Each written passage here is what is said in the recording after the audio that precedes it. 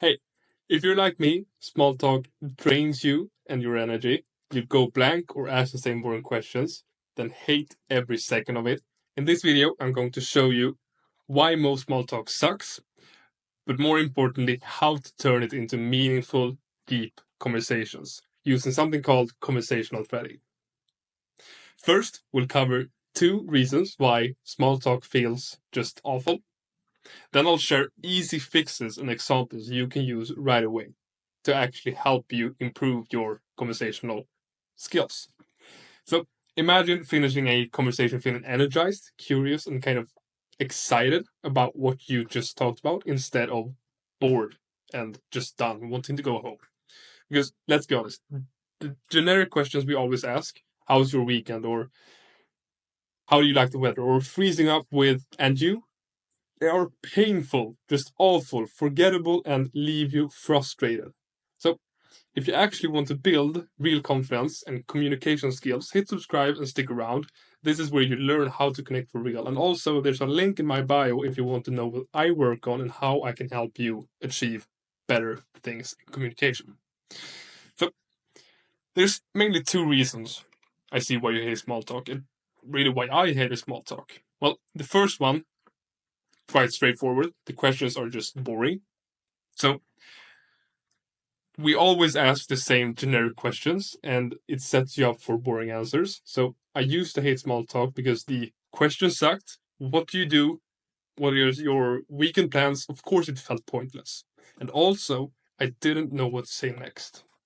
That was kind of the biggest problem for me. I didn't know what to say next in a conversation. So I wouldn't even know where to go when the conversation actually stalled. I'd freeze up, my mind would go blank, I would fall back on things like the weather or the latest show because I didn't have another question prepared. Because, as I've told you in another video, the strange thing for me is that I was always very confident on stage, but very uncomfortable in the social part. And that is because I thought I could only prepare for the stage part and not the social part.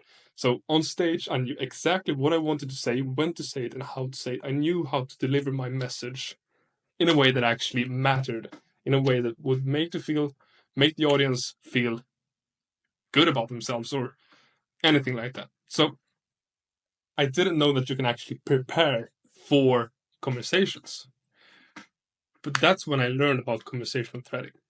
And it completely changed how I see the social part today. It has helped me achieve bigger things in the social part than I would have even imagined was possible before. So, what I want you to do is use better questions to jumpstart connection. So, I want you to prepare 5 open-ended questions that you genuinely care about. And I don't mean they can't be too niched out, too specific. So it can't be something about a deep thing in World of Warcraft or Call of Duty. It has to be something that most people will actually be able to answer. It can be everything from dreams, like what are you working towards, both either personally or professionally. It could be what do you do in your free time, what hobbies make your weekends feel amazing. So you could be learning what's the most valuable lesson you've learned this year. I remember at a meeting I had a couple of weeks ago, I asked this person what their biggest lesson this year was. They paused and opened up about a massive personal shift. And the vibe changed instantly. We connected and we had something to talk about for a longer period of time than just the weather. And this is where you start the conversational threading. When they answer, thread deeper. So don't just pivot back to the generic questions. I want you to ask your prepared questions. When they respond, identify a thread. So, for example, this person, he opened up a big lesson he took when he started his first company. So he had come across a massive problem and he didn't know how to solve it, but managed to do it in the end and help the company move forward. So I got all of these massive threads to pull on now. He has started his first company and he has most likely started more companies since he said when I started my first company. So he has probably had more companies. And I can ask about the problem he found out. How did he find out about this problem? And how did they solve it? So there are multiple threads that I can pull on here and make the conversation go deeper and be more meaningful. And I can also learn something from it since I'm running my own company now. So you want to ask follow-ups like, how did you get into that? When did you start the company? Or have you always been into that? It's like, what sparked that type of interest? So this keeps the conversation rolling. You can keep the conversation rolling. Use the threads they reveal to explore even further. So dig deeper.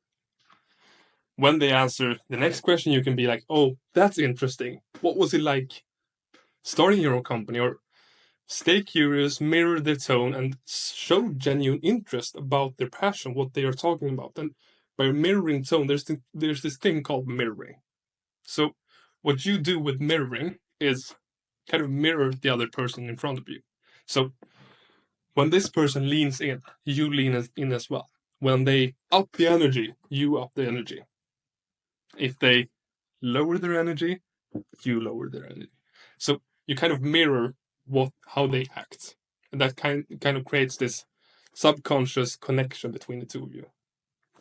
And then one of the very important things about conversational threading, I want you to prepare your answers as well, because you need to be ready to share about yourself, because most likely they will ask the same questions back. Their conversations are never one-way street. They're always two ways. You listen, you answer, you talk. It goes two ways, never really one way. So when the other person asks, what about you? You have to be ready for your own answer. So an example would be that when they ask, oh, what do you like to do in your free time? I love hiking because it clears my mind. My biggest lesson this year was blah, blah, blah. Like, you have to be able to answer the question yourself as well. So I believe you can actually transform small talk into real conversations using better questions and conversational threading. Something that you actually can prepare. And that is the biggest lesson that I've learned in a long, long time, that you can prepare for social interactions. It is amazing with conversational threading. So not by overthinking, but by actually being curiously prepared. And I don't think that conversational threading is optimal for every situation. Like, you don't always want to dig deeper into a conversation. It's not always optimal. It's not always fitting for the moment, because sometimes you're just running past the other person, and you don't really have to stop. You don't intend to stop, and the other person is going the other way. Like, that's not a situation you want to dig deeper into the conversation. You have to pick your moments. So when you're actually at a networking event, or you're sitting in the lunchroom with your colleague, or you're with your friends, that's when you use conversational threading. If you want more personalized help building confidence, conversational confidence, or overcoming your social anxiety and connecting with ease, book a free strategy session. It's very, very easy. There's a link in my bio where we will map out your communication strengths and your weaknesses and the next step so you can actually grow. The link is in the bio, and also hit subscribe for more practical communication tips so you can start using these skills in real life. Let's build connection together. See you next time.